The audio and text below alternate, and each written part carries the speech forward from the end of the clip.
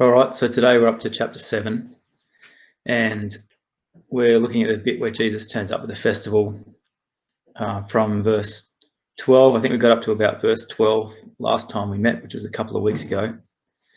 And in this section at chapter 7, I might just read it out. I've lost my Bible that's the same as your one. I can't find it anywhere around the house. But I'll have a read. So, Okay. the backstory is Jesus' brothers want him to go down to the festival to make a big show of himself. It's time to, come out and show people who he is. He decides not to go, and then he turns up in secret. And then after verse 12, I'll just read verse 12 from chapter 7. There was a lot of grumbling about him among the crowds. Some argued he's a good man, but others say he's nothing but a fraud who deceives the people. But no one had the courage to speak favourably about him in public, for they were afraid of getting in trouble with the Jewish leaders.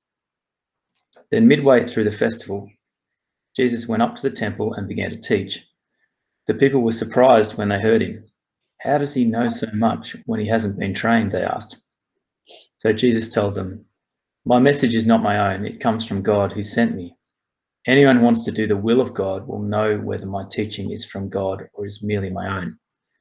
Those who speak for themselves want glory only for themselves, but a person who seeks to honour the one who sent him speaks truth, not lies. Moses gave you the law, but none of you obeys it. In fact, you are trying to kill me. The crowd replied, you're demon possessed. Who's trying to kill you? That's pretty far enough for the moment. Okay.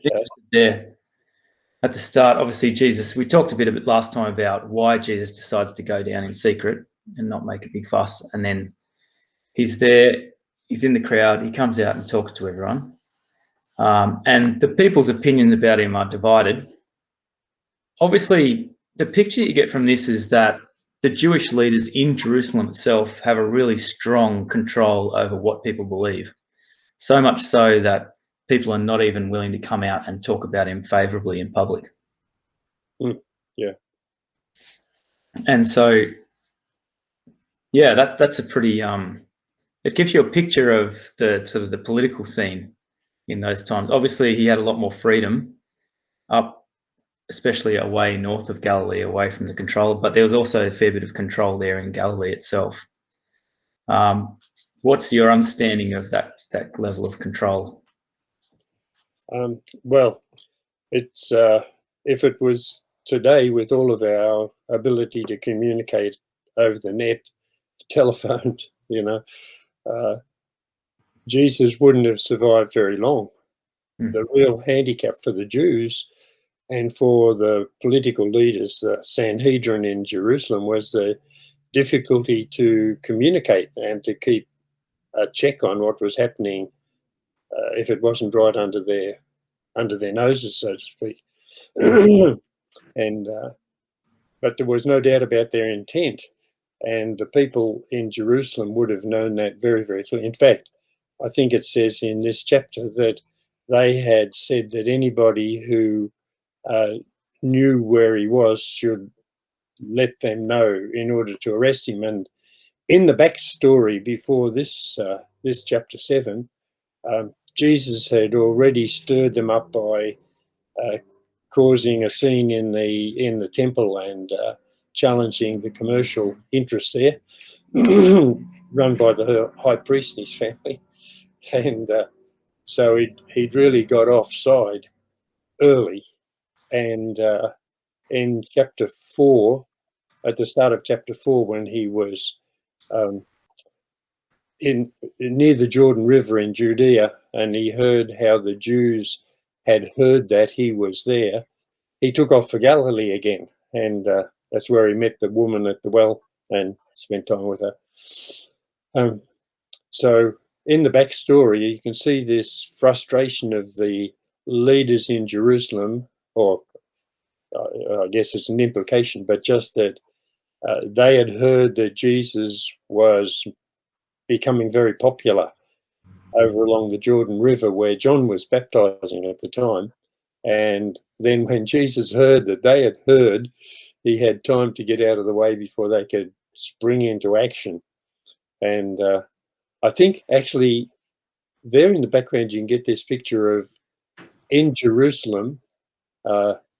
There's a whole lot of uncertainty. It wasn't just that they were afraid of the Jews, but they were genuinely not sure about how to take Jesus. He'd obviously made a great impression, and like Nicodemus has already said, that they knew that he was a teacher come from God, or many of them did, simply because of the signs that he gave, the miracles that he was performing, and so he'd made an impact. And then here at this festival, it was a Festival of Tabernacles, probably the main one in Jerusalem. He's I just noticed the other day, there's all kinds of questions going backwards and forwards. The bit that you just read already is when he went up into the temple and started teaching, the question was, what's this? How is it that this untrained man has such learning? And you get the sense there that they still weren't sure exactly who he was, but they were being impressed, probably a fresh group of people who hadn't yet seen his miracles. And there's a gradual realization that, he actually disclosed it to them, that he was the one that the Jewish leaders were looking to arrest because they were so incensed by his teaching and by his claims. Yeah, so his response to who has trained him is, again, that same response that he makes many times, where he says, well, my message is not my own. It comes from God who sent me. And then he says he says, anyone who, verse 17, anyone who wants to do the will of God will know whether my teaching is from God or is merely my own. I find it interesting that somehow obedience to what he is calling people to will almost be like the thing that confirms that it's true. He's saying, I've come from God, my teaching comes from God, I'm giving this to you. If you're obedient to it and you put it into action in your life, then you'll know that it makes sense, and that it's not merely my own and who it comes from. Yeah, I think it's the obedience is a sign of an inner response to Jesus. Before they actually obey, it's the desire to actually do the will of God, or to fit in with what Jesus is teaching as the structure in which to approach God. His teaching was obviously about the love of God sending his only son into the world that the world might be saved. That I think he told Nicodemus that he hadn't come into the world, the Father didn't send the Son into the world to judge the world, but that the world might be saved. For God so loved the world that he gave his only begotten Son, that whoever believes in him should not perish but have everlasting life.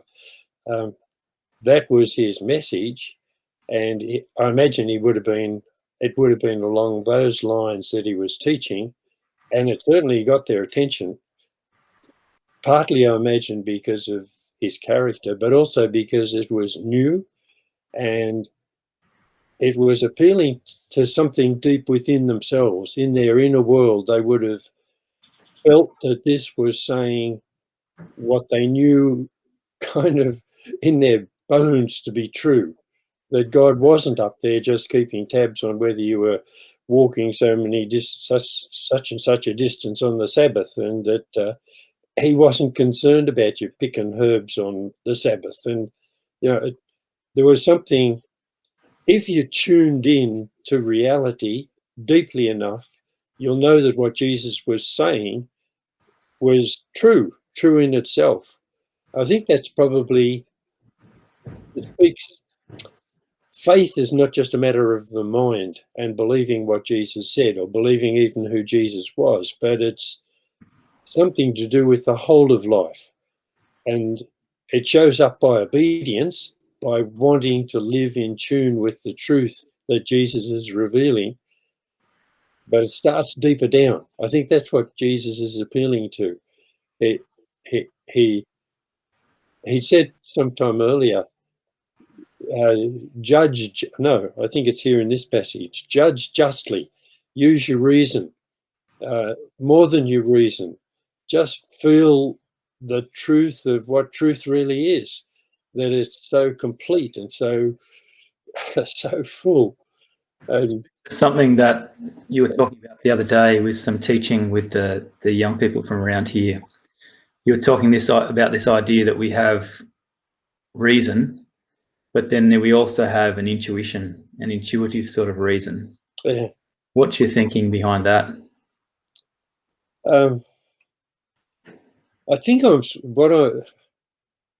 still not sure I'm right, of course, but it seems to me that truth is bigger than you can fit into logic. You know, things like the Trinity. You can't get your head around that. Yeah.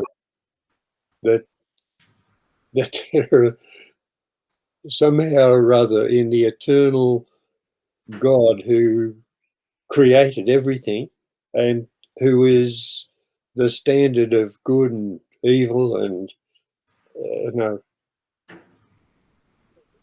from whom all purpose and meaning comes. That such a God is actually, yeah, three persons. You know, you can't get your head around that. Yeah. But somehow or other it makes sense that there's been a community in existence forever. Even Plato in the Republic, I remember reading that and being astonished that Plato had come to the conclusion that for goodness to exist and for love to really exist, there had to be a beloved as well as a lover. Mm. And then he pointed out that there has to be some kind of connection, some medium through which the lover could love the beloved. You know, I was just staggered that this ancient thinker, Plato, had been able to, perceive that beyond the reality that we can understand is this deeper reality that undergirds everything else. And I think that's what Jesus is saying there. Look, if you really want to do the will of God, if you really want to be in it, if you want to be part of what really exists, the plan that God has and the meaning that God has, then you know you'll put it into practice in the first place. You can't really think something and really believe it to be true unless you make it true in life as well as in your mind. That's, I think, the point. Yeah. And that if you really want to be in tune with God, then you'll know with an intuitive reasoning, something deeper than just logical reasoning. I don't know whether that makes sense or not, but it somehow or other brings it together in a way that satisfies my thinking. So it's kind of like that idea that it rings true. So, Yeah, you know, that's it perfectly. yeah, it seems to make sense of what you know of the world. And Yeah. you've got to engage that intuition as well as thinking things through really clearly, logically, through reason. The other interesting thing that I see here in Jesus' teaching is that there's a strong sense that you've got to believe and you've got to understand who I am, but then you've got to put it into action. There's no divorcing of action and belief. Yeah. I haven't had the time, but I would love to just get my head into the writings of a Scottish philosopher called John McMurray. And in contrast to Cartesian thought, that where Descartes said, I know that I am because, what is it? I think, therefore I am. Macquarie said, that's not enough. That sort of puts your mind in somewhere other place than where your body is. And what Macquarie said was, I think, no, sorry, not I think, but I act, and therefore I am. And action brings into play not just our mind thinking, but our will deciding, perhaps our will choosing and then deciding. And that just makes so much more sense. It brings like the world out there, because that's where action has to take place, into connection with my inner self. And I think this is in Jesus' mind even here, where he's saying what he just said.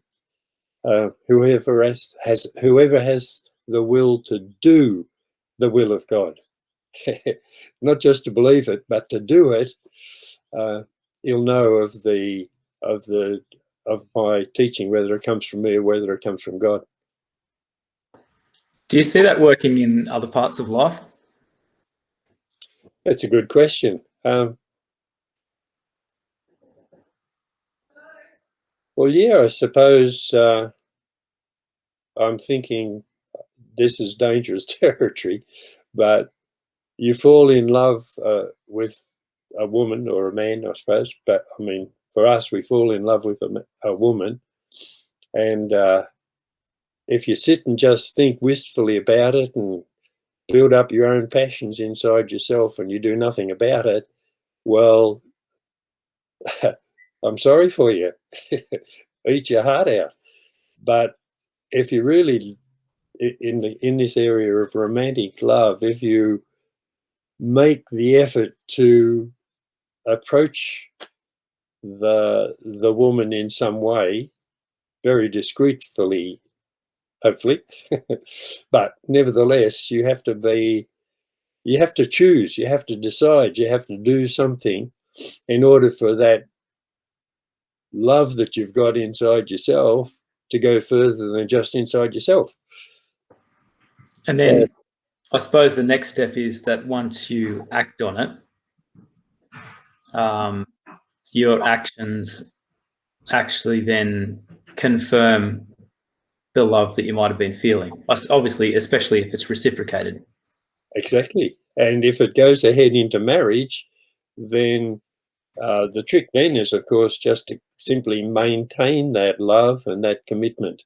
The people in Jerusalem, in the temple it was, were surprised at the way Jesus was teaching, not just at the things that he said, although that was enough, but the normal way of a rabbi was of a young rabbi is to repeat what the previous rabbis, and in particular his own teacher had said, the rabbi that he followed, the rabbi that he was a disciple of. In fact, I don't do it any longer, but there used to be on the net a reading of the Mishnah that came, where it put a proposition up, and then it had Rabbi so-and-so said this, and Rabbi so-and-so said this, and Rabbi so-and-so said something else, and then somebody, his disciples, Rabbi so-and-so said something else. It was kind of a reiteration of the traditions that had been passed down, and maybe adding to it or bringing a different emphasis. And when Jesus said, like the very fact that he said, my teaching is not my own, seems to indicate that he was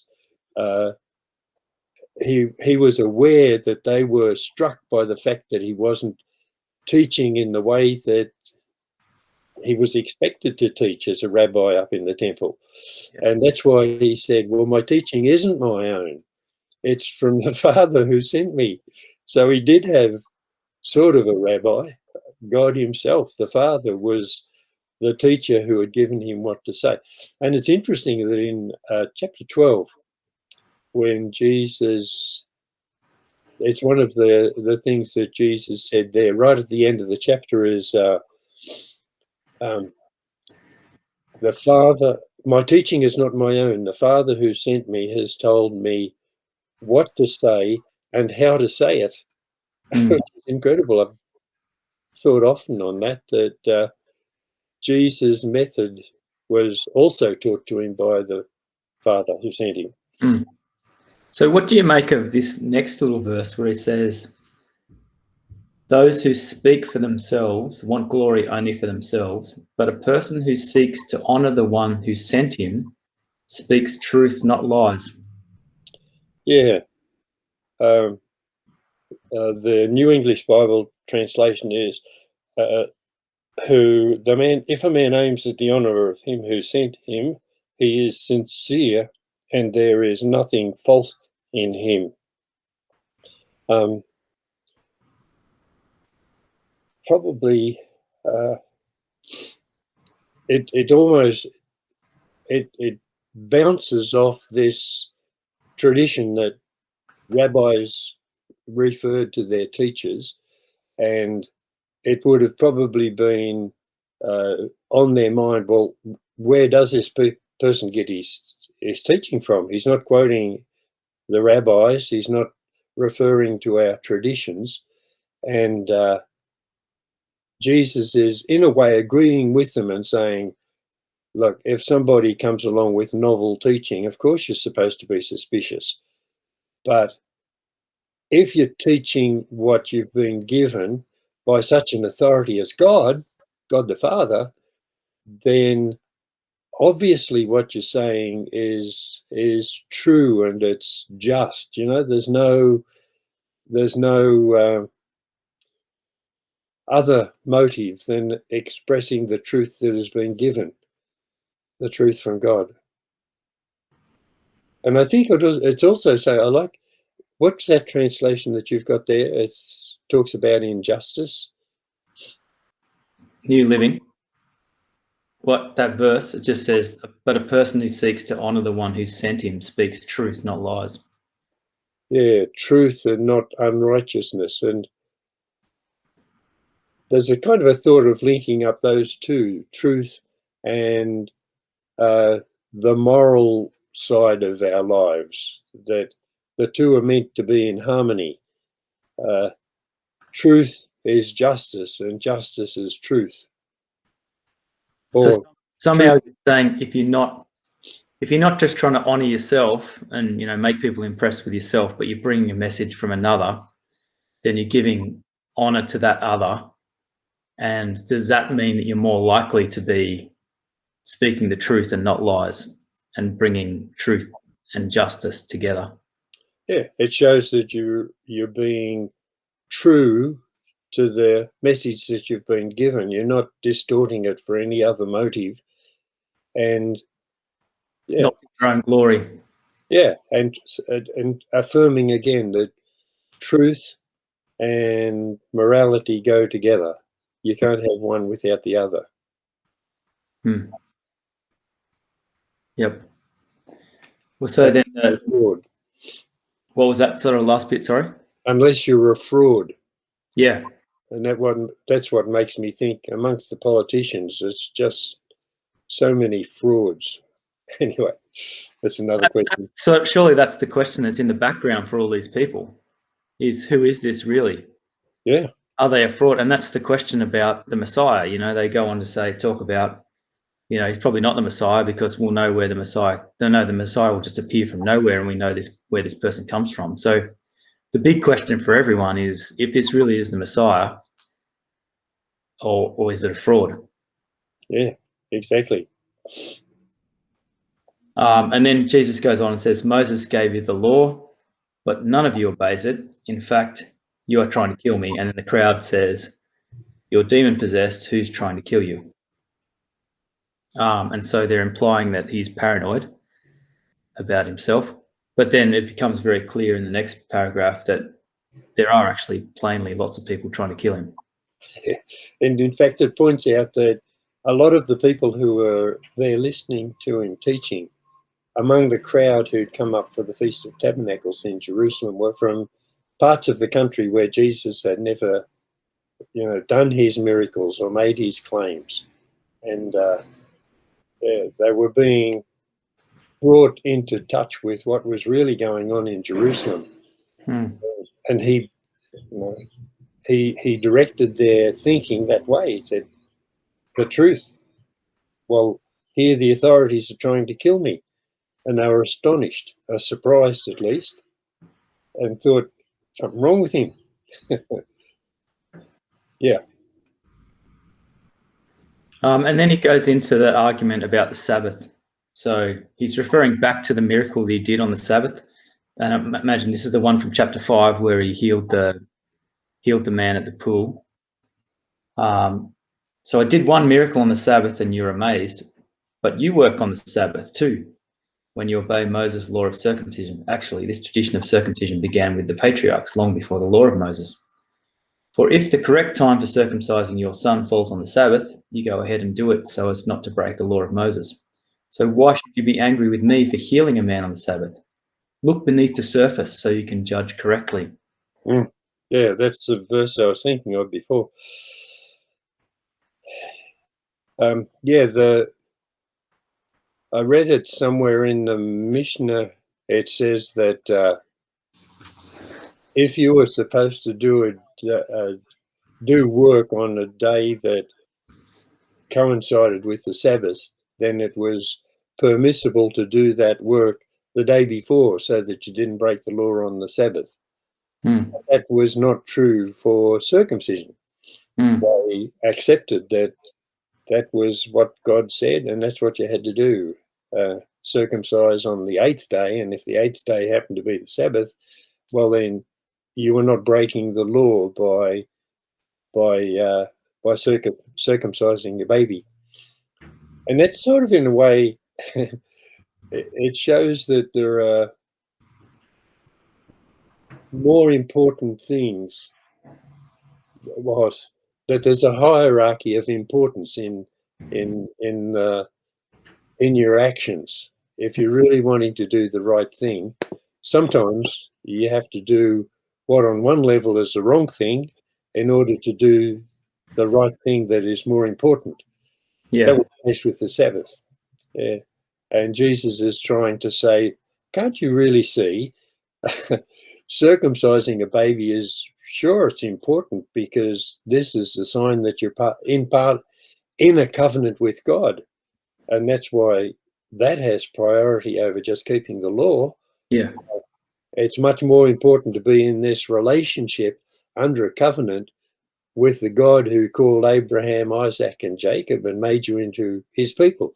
You know, that obviously, when you think about it, is so much more than just obeying the Sabbath. And yeah, he's applying that. If you think about it, it's a whole lot more important to bring healing to a man's whole body, like he did with healing the lame man, Yeah. than the ritual of the circumcision, even though that was very, very important. And almost as I don't know, it's an offhand remark, but he's just pointing out to the Jews, look, Moses didn't give you that law of circumcision. That comes from way back earlier with Abraham. Yeah. Yeah. So somehow in there, it's that relationship and that covenant relationship and the wholeness of a person that's more important than just keeping that rule. Yeah. Or the law. And you can get so carried away. And I mean, he obviously says this in lots of other places. You get so carried away with keeping the law, you can actually stop loving. Yeah. And really putting yourself out of tune with God himself. Yeah. So that's the core thing, keep in tune with God.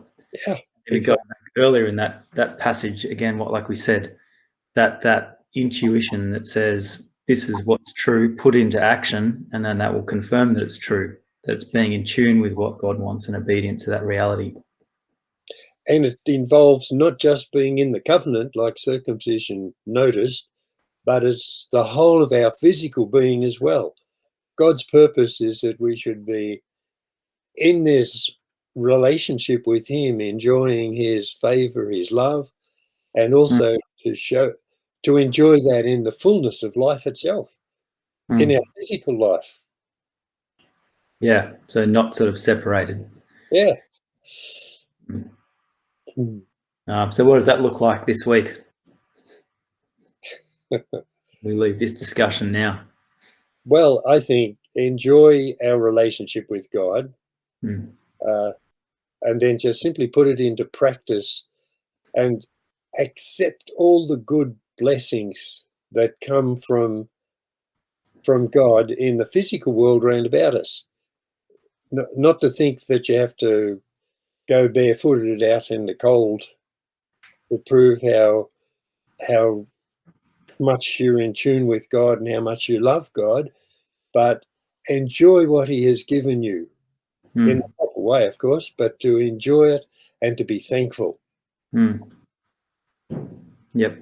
To worship him not only with our minds, but with our souls and our bodies as well. Yep. And then to live, I suppose, live in that, in tune with reality of who he is. Yeah, and let that shape who we are. And then live truly to it, that sort of obedience, and then that will become something that then confirms the reality of what we're living in tune with as well. Exactly. And I think it just flows out of you. Later on, he talks about, if you're thirsty, come to me and drink. And then he says, streams of living water will flow from your inmost being. And I think that brings it all together. It's you know, the relationship, if that has priority, and if you build the world that you live in by taking seriously Jesus' teaching about God's love and about our acceptance through him and about God's purpose being worked out in our lives in just the ordinary things in life. We can fix the world around us by taking seriously what Jesus taught, then I think we naturally live out what it is to be in harmony with God, in tune with him. Good. Well, let's do it. Let's do it. Amen. Amen and amen. Thanks, Laurie, again. Thank you, Lucas. It's good thinking these things through with you. It's very. Thank you. See you soon. See you.